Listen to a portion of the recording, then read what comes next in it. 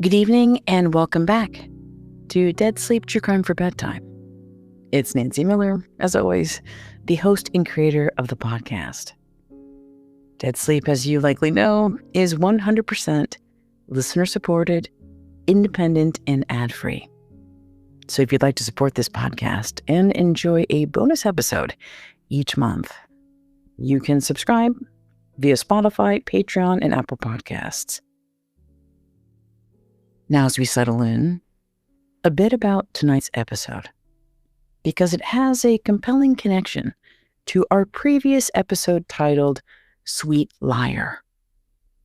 In Sweet Liar, we heard the shocking saga of a grieving mother who was conned by a crooked clairvoyant into believing the soul of her deceased son was going to be reincarnated and reborn into the body of another person. This was, of course, untrue, ludicrous, and cruel. But in tonight's story, you're going to hear about a similar scenario. Only in this case, the fantasy of reincarnation, that improbable, impossible dream, it came true. And you will hear all about it in tonight's episode, drawn from real-life events, though for this story, I'm going to change a few key names for legal reasons and privacy reasons. And as always, this is the Dead Sleep version of events and by no means definitive, with lots of strange little details and diversions to help our weary, ever-worried minds. Our story begins on a calm and clear Sunday afternoon, June 4th, 2023. At exactly 1:15 p.m. Eastern Time, a small private plane lifted off from an airport in Tennessee. A routine flight up to another small airport just outside of New York City. There were 4 people on the plane, 1 pilot and 3 passengers.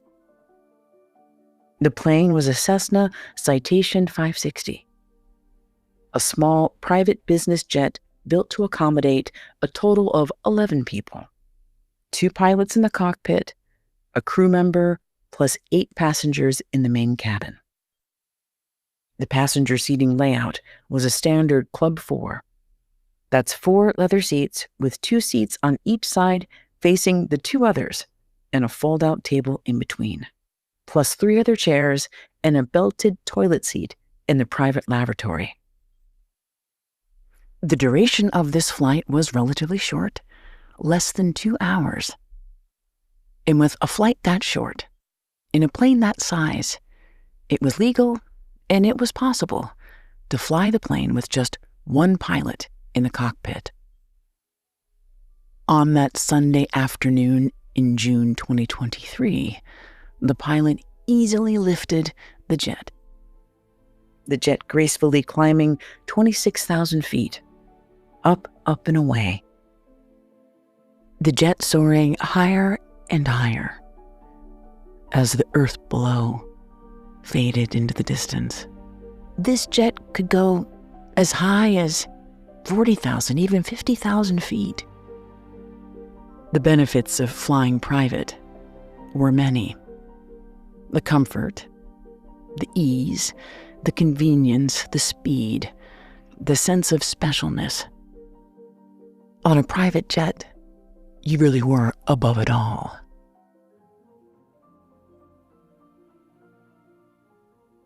But just before the plane reached 31,000 feet, there was important information from air traffic control. Air traffic control needed this jet to reduce its altitude to less than 30,000 feet. Regulating altitude with this smaller plane ensured it wouldn't be at risk of getting in the path of larger commercial aircraft. The air traffic controller awaited a response from the pilot. A typical response to this request might be WILCO, which stands for will comply, There was no response. The jet continued its ascent until it reached a potentially precarious 34,000 feet, then remained at that altitude, following the waypoints of its flight path for another hour, heading towards an airport located in Long Island, New York, just outside of New York City. As the plane approached its destination, things took a strange turn.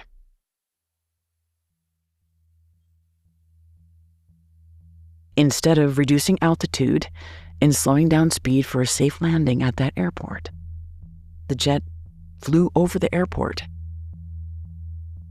then made a wide 180-degree turn, as if someone decided at the last minute they no longer wanted to land in Long Island and they wanted to go back to Tennessee. What was going on with this plane? Air traffic control had no idea because the pilot was still unresponsive. The lack of response from this pilot, it went from frustrating to frightening. Their only solution with this private plane was to track down the owner and find out what exactly was going on and who was on this plane. In the meantime, the jet kept going. And once again, it made another strange turn. This time, veering off its flight path and into the direction of Washington, D.C. This was alarming. Since September 11th, 2001, the greater metropolitan area of Washington, D.C. is a flight-restricted zone. The only airplanes allowed to fly across the city in the whole area, they either belong to the military or commercial planes from pre-authorized airlines. So this little jet streaking across D.C., it came to the attention of the U.S. military. As the Pentagon tracked this jet's flight path, it now appeared this jet was headed directly to the White House. By then, they'd learned this jet belonged to a prominent Florida businessman, a multimillionaire we'll call John Reynolds. John Reynolds used this as his corporate jet. He flew in it all the time. Sometimes he even flew the plane himself. Had he been on this jet? Had this plane been hijacked? Was this now part of some terrorist mission? And he a hostage? Along with whoever else was on that plane. There were all kinds of scenarios, and one unthinkable outcome. A plane crashing directly into the White House. Whatever was happening, whoever was on it, the Pentagon was not about to take any chances. They needed to intercept that plane. Immediately, 6 fighter jets were dispatched, with 2 F-16s tearing into the air at top speed. These jets moved so fast, they broke the sound barrier, triggering a sonic boom, a low thunderous roar so powerful it sounded like the detonation of a dirty bomb, and it felt like a major earthquake. Windows rattled, walls shook, people screamed, and they ducked for cover. For the next several minutes, the F-16s tracked the Cessna, maneuvering around the aircraft to try and get the pilot's attention, without success. Then the jets flanked the aircraft, a pilot on each side of the Cessna. They examined the body of the plane for damage.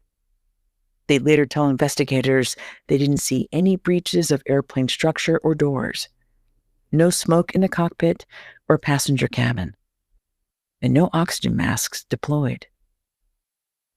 Then the F-16 pilots trained their eyes on the windows of the main cabin. They didn't detect any movement. As they studied the cockpit, they saw the pilot. Something had gone very wrong. He was slumped over, unconscious, maybe even worse. This jet, it was now a ghost plane, unmanned and operating only on autopilot. Autopilot was how this plane maintained its speed and altitude. It was pre-programmed to reach the airport in Long Island. But autopilot cannot land a plane on its own, which is why it stayed in the air once it reached Long Island, then turned around. But now, upon its return, it was off its flight path. It had, more or less, gone rogue. There were only two ways this plane was going to hit the ground: if the fighter pilots shot it down, or if the plane flew until it ran out of fuel and fell from the sky. Option number one was catastrophic. Shooting down a plane as it flew over Washington, D.C. would not only kill the people inside, it could lead to an untold number of deaths and injuries for the people on the ground in the city. But waiting for the jet to run out of fuel, it wasn't much better. This was a small jet made for quick trips, executive travel, and the jet had already flown from Tennessee to New York, then back down again. This plane was already running on fumes.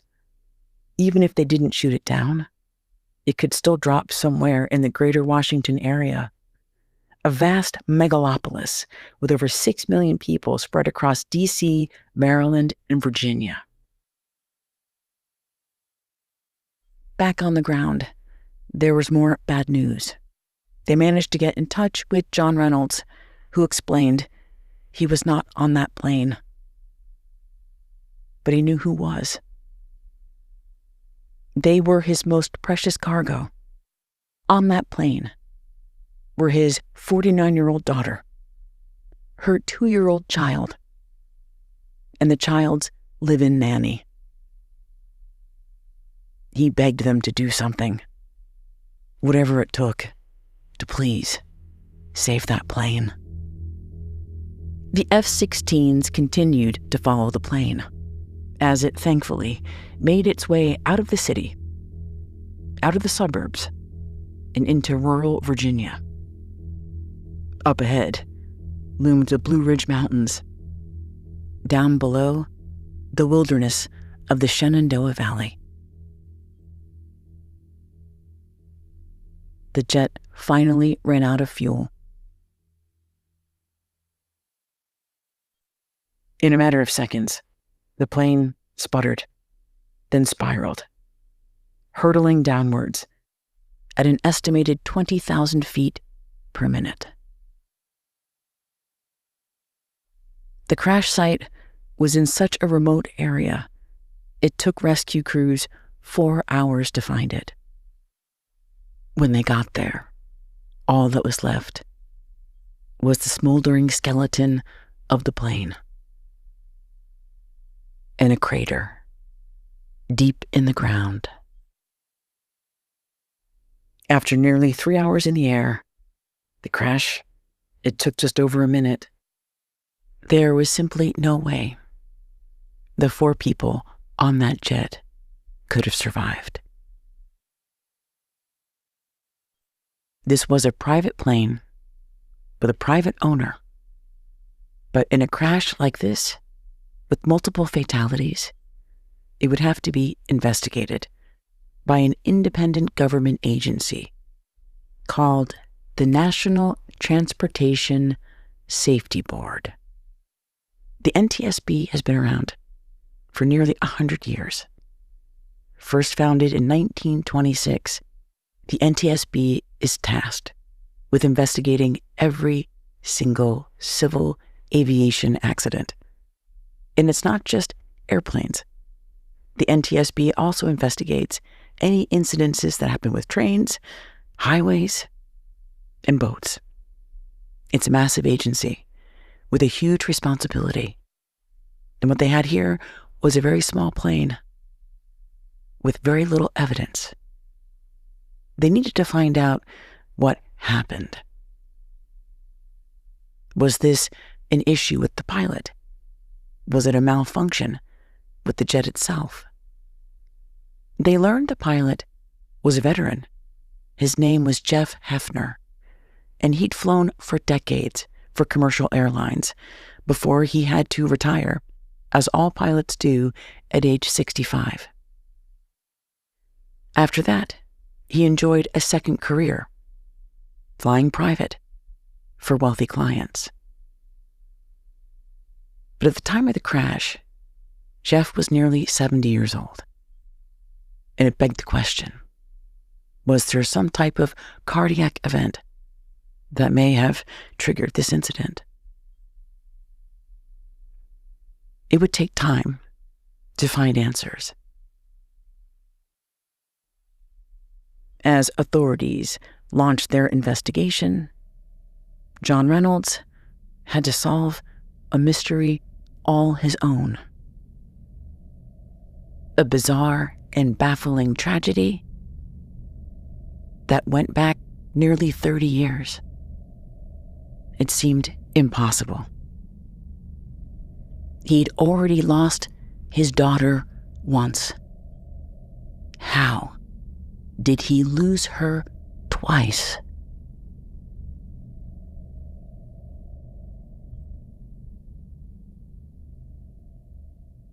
There are few landmarks on Long Island as spooky, as ominous, as foreboding, as a place along the Sound named Mount Misery. The lore of Mount Misery spanned back hundreds of years, at least as far back as the 1700s, when European settlers acquired the land from the indigenous Medawak. And as the story goes, tribal members warned their non-native neighbors to beware of that mountain. It was filled with evil spirits. This was apparently true. At least the land around Mount Misery bedeviled anyone who tried to farm on it. Later, there was some kind of hospital built on it, an asylum, which helped fuel local rumors about the whole area being haunted. By the 20th century, one of the most enduring legends was about a woman named Mary. It was the usual stuff. Mary was an escapee from a mental asylum, and she'd roamed the forest wielding a hatchet. In another version, Mary was the victim of a terrible murder. Her body left for dead. Whatever the case, the legend was, Mary was buried somewhere in the ground, but her fretful spirit still roamed free. But of course, it could never be proven. Mary probably didn't even exist. It was just a ghost story, the kind that was told around a campfire, a glowing flashlight tucked under a chin. The kind of story that almost always ended with a mirror and a dare. That if you looked in the mirror and you said Mary's name 3 times, Mary, Mary, Mary,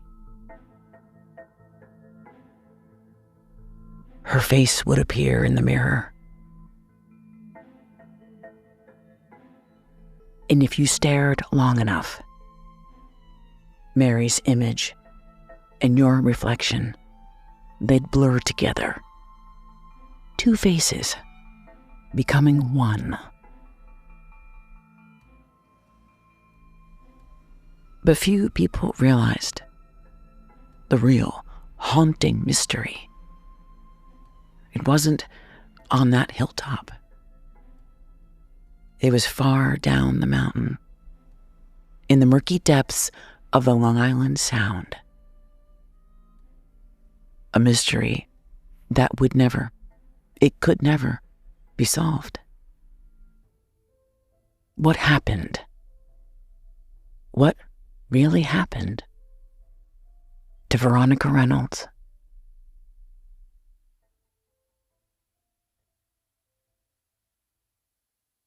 It was September 10th, 1994, when Veronica Reynolds plunged backwards into Long Island Sound. She'd done everything right. Checked her gear, her oxygen tank, her mask. And now, it was time for the deep dive. By the fall of 1994, Veronica had logged many hours scuba diving and was on her way to being certified. With that certification, she and her father could travel the world, diving anywhere they wanted. Veronica was a lot like her father, John. They both loved adventure, risks. They were fearless. And they were close. So very close. Veronica Reynolds and her parents, John and Barbara. They were the three musketeers, a trio who did everything together. In photos from her early teens, John and Barbara are like two beaming bookends with Veronica in the center between them. In photos when she was younger, she was your typical gawky adolescent with curly hair, stick legs poking out of oversized gym shorts, and a big mouthful of braces. Now that she was 19, her parents were only beginning to see the kind of young woman she was going to be. She was in college, she worked part-time, and she was, by all accounts, an exuberant, smart, driven girl. They were very proud of her. Earning her scuba certification was just one of her many accomplishments. Just one awesome day in an action-packed life. The Long Island Sound is relatively shallow, which made it the perfect place for someone to practice scuba diving. And that morning, after enjoying a successful dive, Veronica, her instructor, and another student made their way back up to the top of the water, slowly ascending, one at a time.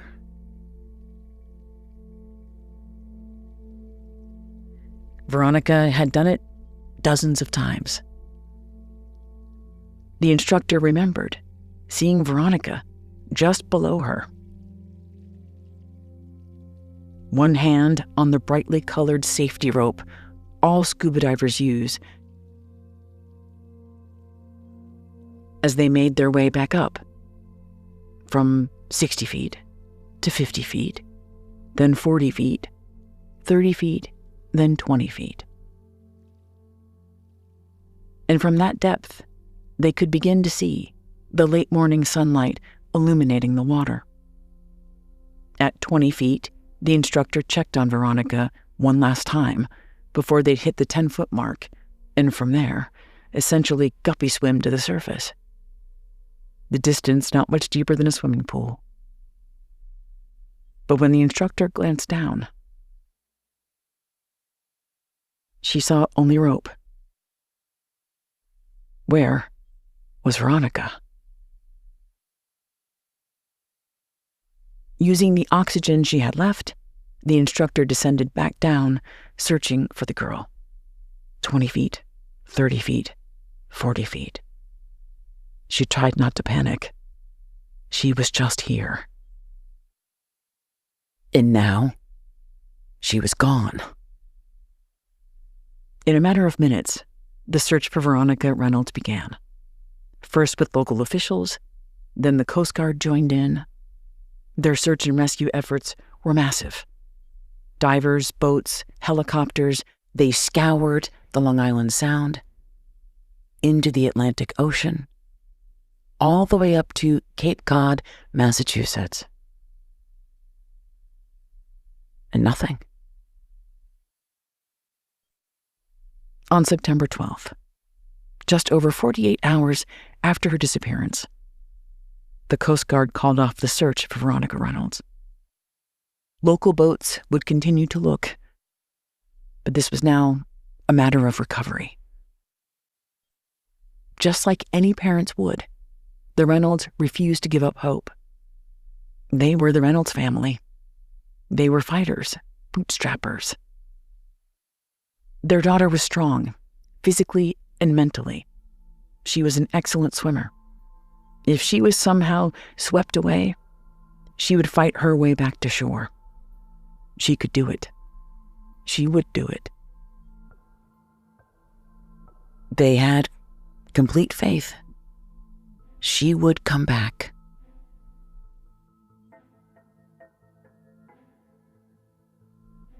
Days passed. And finally, on September 18th, 8 days after Veronica disappeared at the end of that dive, a boater discovered a body in the Sound, 3/4 of a mile north from Mount Misery Point. The body appeared to be Veronica Reynolds. But after 8 days in the water, the condition of her remains would have rendered her virtually unrecognizable. Only the medical examiner could say for sure. This was 1994. The tools to be able to identify a body, like DNA, they weren't as advanced as they are now. But even back then, the medical examiner said they could confirm. It was Veronica. The cause of death was presumably an accident, a drowning. There was no way to know exactly what happened. An equipment malfunction? A bodily injury rendered her unconscious? The scenarios were too awful to think about. How John and Barbara felt about the loss of their daughter, it's impossible to articulate. They had to accept she was gone and find a way to move forward with their lives. But how? John Reynolds soothed himself with money. John Reynolds made a fortune, plugging whatever holes left behind by that loss with wads of cash. Of course, that was like stuffing old newspapers into a scarecrow. It wouldn't really take away the pain. Meanwhile, Barbara, she got really into guns. She liked to pose with her guns. She wore glamorous outfits, sunglasses, earrings, a pixie cut, and a semi-automatic weapon, artfully slung over her shoulder like it was a luxurious mink stole. Barbara was a staunch defender of the Second Amendment. She believed owning a gun was an essential part of our American freedom. But her passion for guns suggested something else. A desire for control. A fear of losing something when she least expected it. She'd lost the most precious thing in her life, her daughter. And no, it wasn't a crime. What happened was an accident. But having an arsenal of guns gave her the feeling that she was ready for anything, and no one was ever going to take anything from her ever again. By the 2000s, John Reynolds had made a killing in real estate, and they owned multiple properties all up and down the East Coast. But of course, these were just houses. A house was not a home without a family to fill it. By then, they were in their late 60s, spending most of their time in Florida, like many Long Islanders do. In 2017, John and Barbara took a trip to New York City. There was something about a property there a piece of real estate just off of Union Square, a possible investment. The broker handling the property, she was going to meet them there. This apartment, it was a good investment, nothing more, just a building. But then, when the woman opened the door, well, it might as well have been the gates of heaven. John and Barbara nearly fell to their knees. They were speechless, awestruck. This woman introduced herself as Adina. But they looked at her, and they looked at each other, and a whole other name came to mind. Veronica. She was 40-year-old Veronica. This is what she would have looked like. What she should have looked like. In a situation like this, the mind can go in some wild directions. What if the medical examiner was wrong? That body wasn't Veronica's. That Veronica had been alive this whole time, washed ashore somewhere, had amnesia, raised by a different family, and now, here they were, together again. Rationally, they knew she couldn't be Veronica, but John and Barbara couldn't stop staring at Adina. The long dark hair, the sparkly brown eyes, the big smile, the confidence, the intelligence. This was Veronica. But how could they explain to a woman they barely knew, who barely knew them, that she looked exactly like their daughter, the one who died 25 years ago? They had no clue how they were going to convey this, but they did know they needed to see Adina again. They needed Adina to be part of their lives.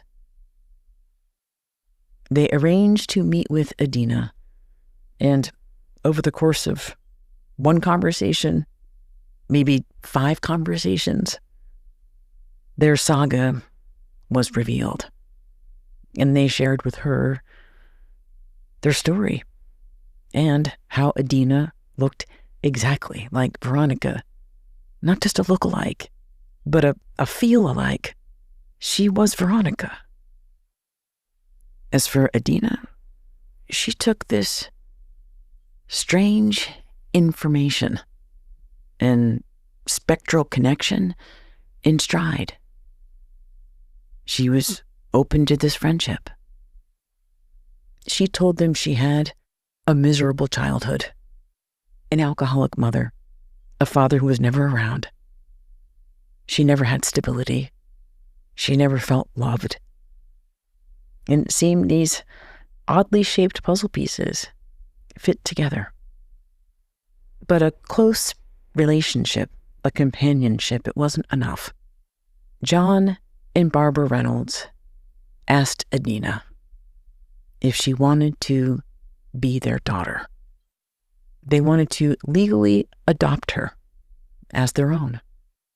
Around her mid-40s, Adina told her biological mother that she wanted to be adopted by the Reynolds. And her biological mother said, okay. And soon, the Reynolds made it official. They legally adopted Adina as their daughter. So, what did this mean? Why would someone over 18 want to be adopted? Well, adult adoption, it does forge a crucial legal connection between adopter and adoptee that ensures some crucial rights. Things like inheritance rights, simplifying estate planning, and making medical decisions. They now had each other. And for the Reynolds, maybe just as important, it was a symbolic gesture. They truly believed Adina was their daughter. It was hard to explain, but Adina and Veronica were the same person. And in time, when Adina looked in the mirror, there was part of Veronica looking back at her. Two faces blurred into one.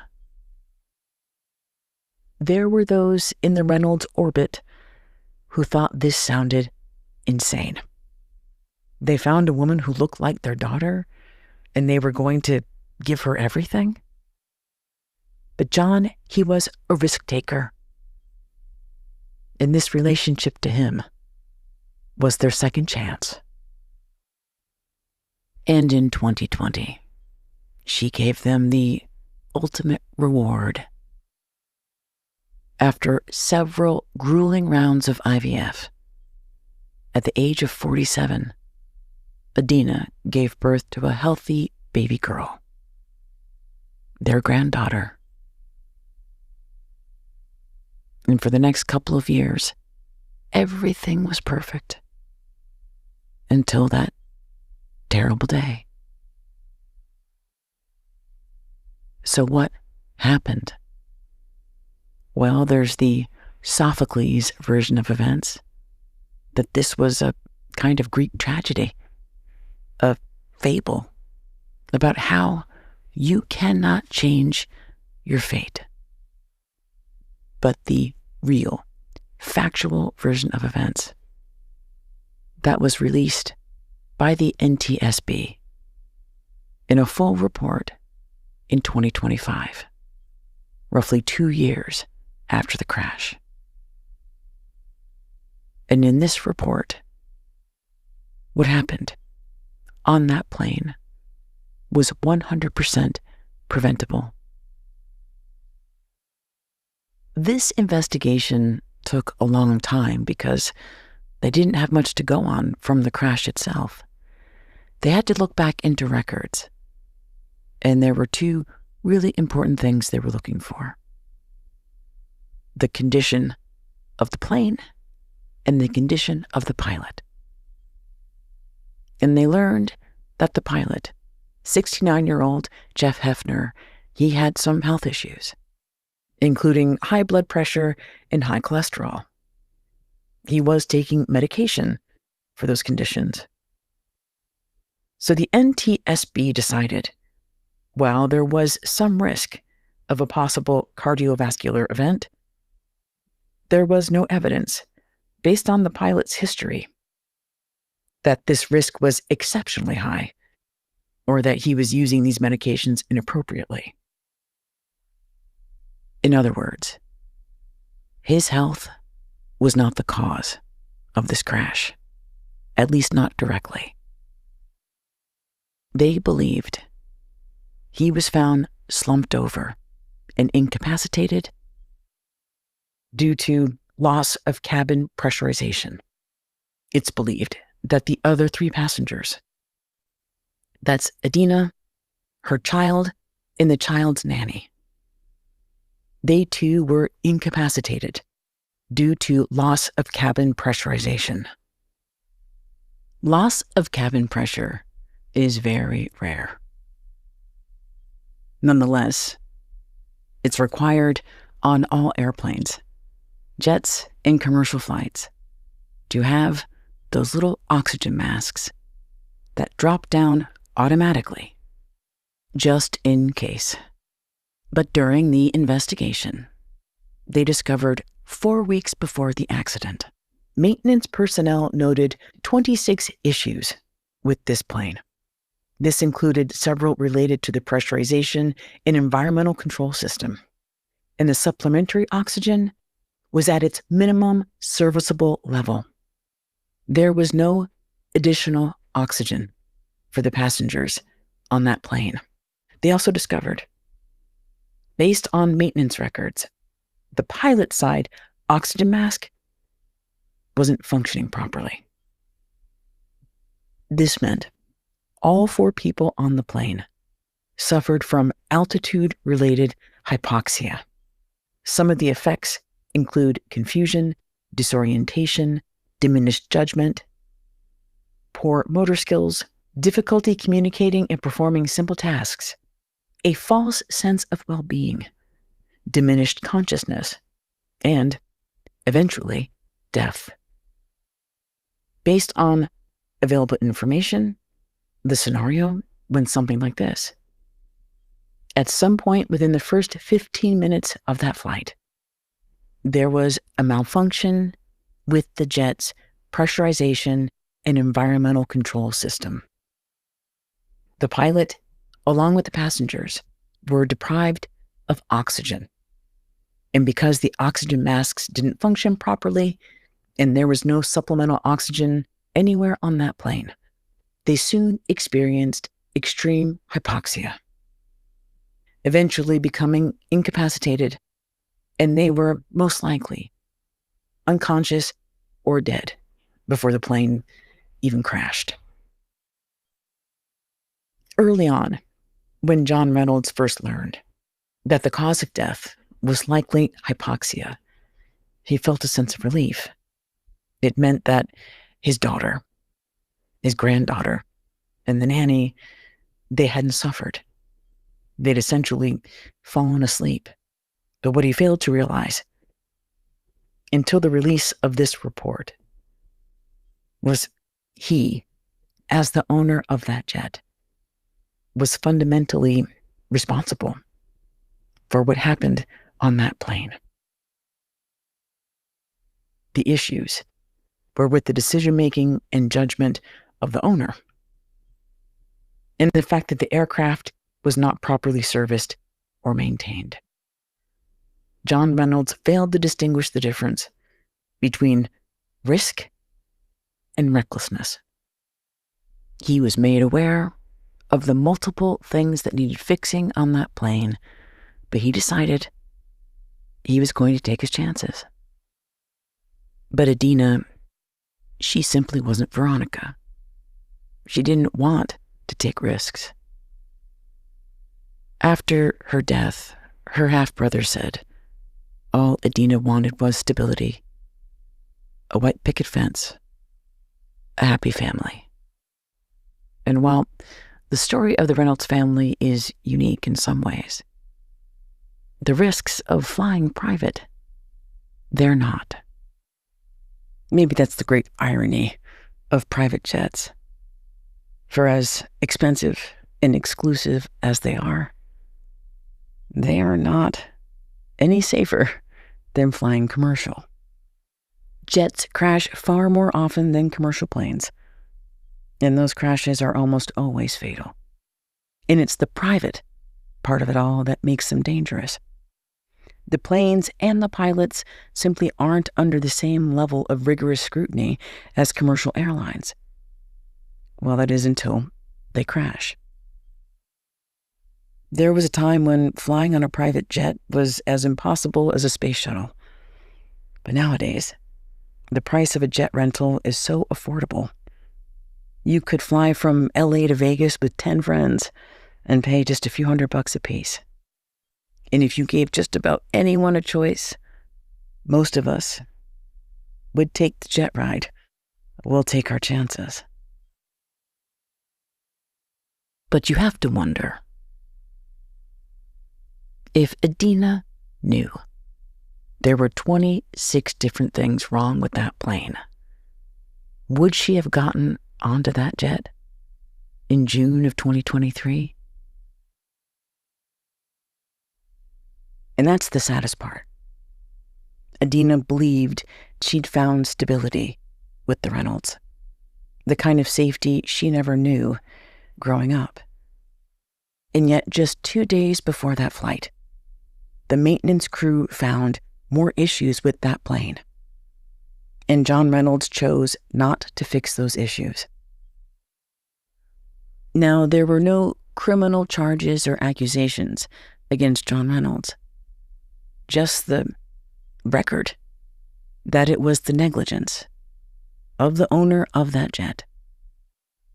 that led to the crash, according to the NTSB.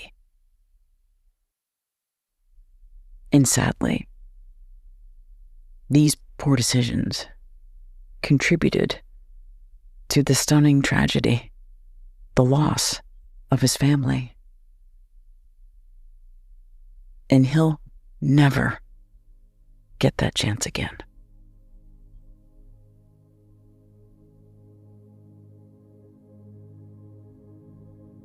And I suppose if there's one takeaway, it's the feeling that the next time you're stuck in a middle seat on a crowded flight, eating your second bag of Sun Chips, well, maybe the view from there won't look so bad.